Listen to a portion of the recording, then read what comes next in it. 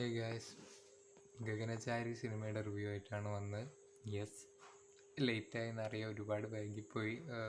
2 ആഴ്ച കൂടുതൽ ആയി തോന്നുന്നു സിനിമ റിലീസായിട്ട്. Sorry for that. അപ്പോൾ സിനിമ ആക്ച്വലി കൊള്ളാം. അജു വർഗീസ്, ഗോകുൽ സുരേഷ്, അനാർക്കലി മരക്കാർ, പിന്നെ നമ്മുടെ ഗണേഷ് കുമാർ, ഇവരാണ് മെയിൻ കഥാപാത്രങ്ങളായിട്ട് വരുന്നത്. ഒരു പോസ്റ്റ് അപ്പോക്കലിപ്റ്റിക് വേൾഡിൽ നടക്കുന്നതായിട്ടാണ്. ലൈക്ക് കേരളത്തിൽ കുറച്ച് ടൈം ലൈൻ മുമ്പോട്ട് പോകുമ്പോൾ അങ്ങനെയാണ് കഥയുടെ ഇത് വരുന്നത്. സോ എനിക്ക് അത്യാവശ്യം സിനിമ നന്നായി വർക്കായി. കാരണം ഇത്തരത്തിലുള്ള സിനിമ നമ്മളങ്ങനെ മലയാളത്തിൽ കണ്ടിട്ടില്ല. ഇതൊരു സിനിമ, ഒരു മൂവി എന്ന് ചെയ്യുന്ന ഒരു മോക്യുമെൻ്ററിയാണ്, മൂവി പ്ലസ് ഡോക്യുമെൻ്ററി. അപ്പോൾ എനിക്കിത് ആക്ച്വലി ശരിക്കും വർക്കായി.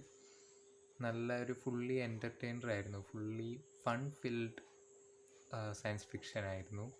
It's really nice.